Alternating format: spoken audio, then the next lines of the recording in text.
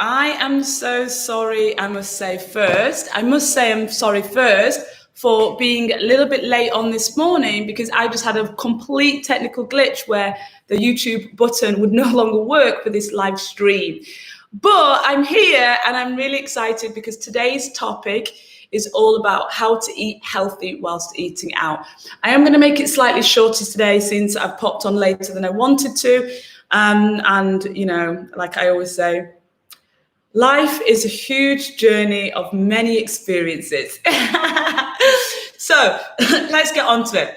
So if you find it difficult to eat out and try to stay on track of your health goals, you finding that maybe say when you go to restaurants, it's really difficult to think about, you know, how can I enjoy the food and eat the foods that I love, but, you know, eat out as well. If you feel like you're always succumbing to the peer pressure because you don't know how to eat out and eat healthy, if you don't know where to eat out, this is going to really help you because you will know, hopefully by now, if you've been watching my stuff on Instagram or if you've been through my website, that I'm all about how do we create healthy habits that are sustainable, realistic, that, you know, mean that we can still enjoy our food, our life, that we can get balance. You know, I also want everyone to know that you can have it all. You can have success in your work, your relationships, and in your body.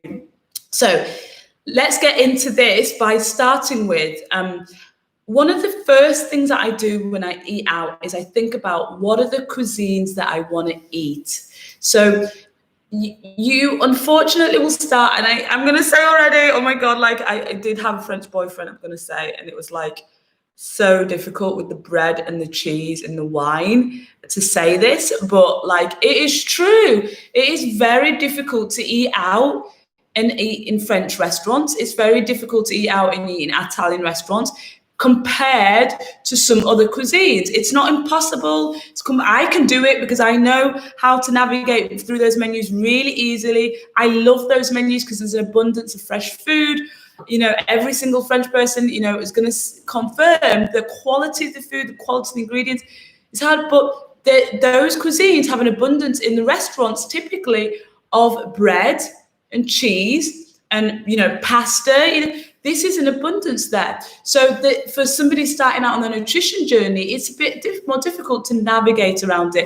And not all chefs are as flexible as others. So it's just one of those things. So I'm going to start with the cuisines that I think is the easiest based on my experience of owning my own restaurant and having to set up and having to create commercial menus for other restaurants and navigating clients in eating out. So Indian cuisine, because majority, when you actually go to India, majority of people are vegetarian. So guess what? There is a lot of vegetables and a lot of natural plant-based protein. Indian cuisine is very easy. Mexican cuisine is very easy. The abundance of avocados, tomatoes, and then, you know, for those of you that are looking to remove gluten from your diet, corn is the base. So Latin food is very easy for that. Latin and Mexican, I kind of say. When I say that, there's obviously a huge difference. So Mexican, but then if we look at Latin, we can look at, you know, cuisines like Brazilian, and Argentinian, and Costa Rican cuisines, Peruvian cuisine. But then I really like to look at the other side of Latin, the Spanish side, which is more obviously the Mediterranean European side. So Spanish cuisine, you can get all these different little meals, obviously like tapas style. And apart from bread, the rest of it tends to be based around fresh fish, fresh seafood, meat, and then, you know, grain like, you know, paella, and then vegetables. So it's so much easier. Cheese, yeah, but we know that cheese is one of those things to easily remove or do without from a lot of foods, you know, where you can't really do that with pizza. You can, but, you know, it's one of the main ingredients that makes pizza, right? So what else? Thai cuisine. So in traditional Thai cooking, they would be using coconut sugar as the natural sweetener, coconut milk is the milk, so it's a plant-based milk, no dairy. Asia is naturally gluten-free. Rice is was the traditional source of the grain. So in Thai cuisine, you can easily use rice to go with curries. Asian cuisine, anyway, you know, is quite easy. I love Indonesian cuisine.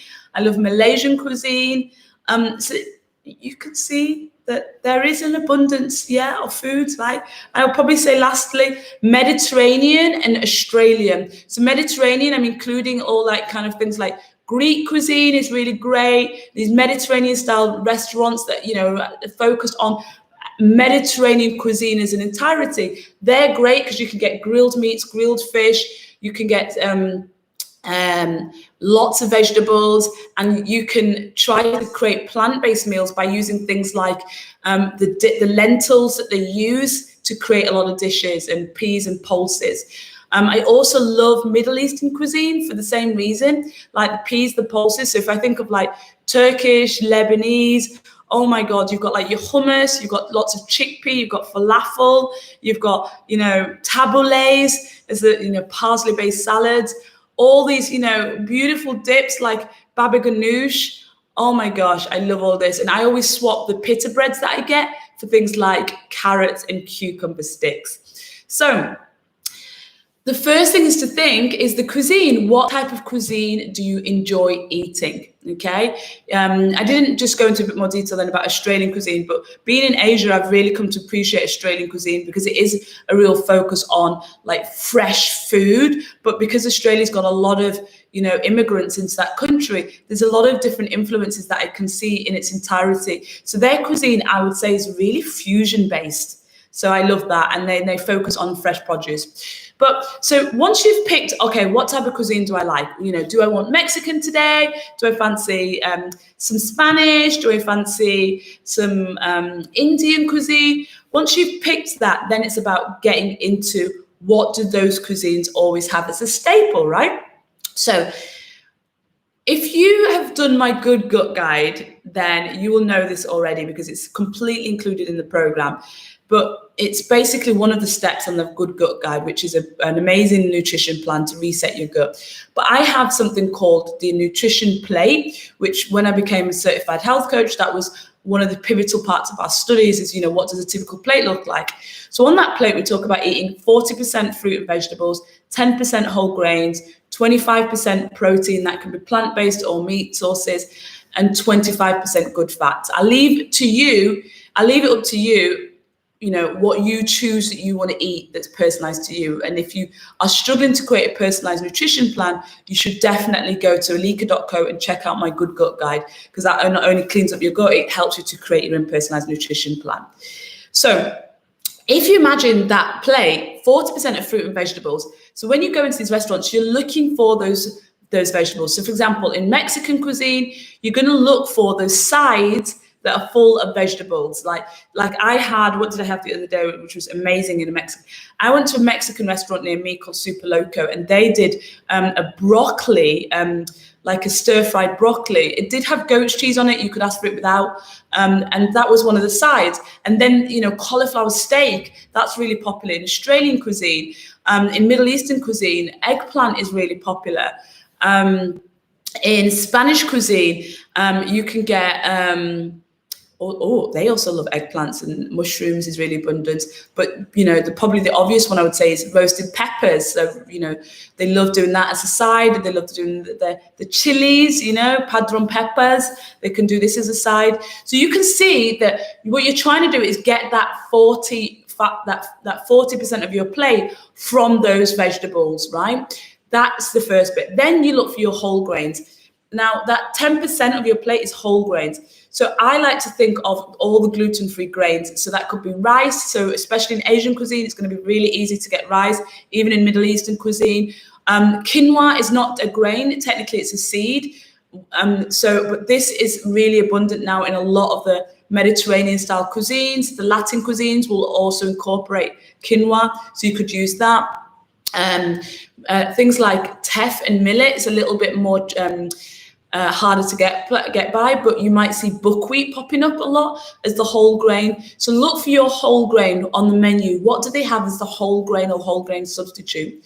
Then 25% protein. So if you're plant-based, you're looking for nuts, seeds, pulses.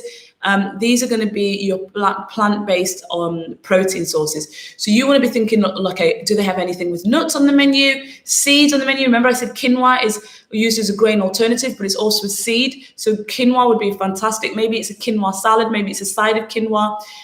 All the peas and pulses, so things like chickpeas, lentils, so imagine in Indian cuisine, that would be your dals. In Middle Eastern cuisine, that might be your hummus. So look out for this. Falafel, these are going to be your plant-based protein source. If you're 25% of your protein is coming from meat or fish, then again, you want to be looking for those restaurants that really care about the source of their meat. So, if I know I'm eating meat, for me, that would be grass-fed beef or, grass-fed lamb, these sorts of, and also organic, looking for restaurants that really talk about where their meat is sourced from. And, fish, I'm looking for places that specialize in fresh fish. So that's one of the reasons why I love Japanese cuisine. Their focus is on using fresh fish. And, seafood's the same, fresh. So, but also this is a great opportunity to really try to cater your meal around finding exciting places where you can get plant-based alternatives. So if you're not making that transition to eating more plant-based alternatives than meat, this is a great time to do it. Like, I really do eat minimal meat nowadays. And I just think when I eat out, it's a great opportunity to get chefs to be creative and to inspire me to eat exciting plant-based food. So, I do want to encourage you to consider, rather than going to look for your steak restaurant and looking for health in a steak restaurant, why not try this as a time to try the cauliflower steak in the local restaurant that's coming up with amazing fusion plant-based options. Then the last portion of your plate would be the 25% good fat. So in Mediterranean cuisine, that good fat is typically extra olive oil, extra virgin olive oil, where they're using that to cook in, but they're also using it to dress the grilled meats, the grilled fish, the grilled vegetables. But if it's not, then you can use coconut oil as a great form of good fat. So you'll see that in a lot of the Asian cooking, and sesame oil as well. They tend to use more in Chinese cooking. Avocado is a great source of good fat. So for example, guacamole, you'll see that obviously in Mexican cuisine. So there's great options here to think about your good fat. But I honestly think that because the oil is in our cooking when we're eating out, you don't need to think about your good fat so much, apart from, just, oh my God, yeah, maybe I get a portion of avocado in. You really need to focus on, in eating out, you need to focus on your high quality protein sources and your 40% fruit and vegetables. So, when you're eating out, that's typically going to be vegetables. And then if you're wanting to make sure that you get fuller, you want to use your 10% whole grains to help you there. So can you see, by just firstly starting with your cuisine, then moving on to your getting a balanced plate, this is going to help you to find ways to easily eat out healthy. And my last tip for you is to, when you know those days that you end up eating out, like weekends, start, as you go by, building up a list of places. So I have a list on my phone. Actually, let me just kind of show you how I build my list on my phone.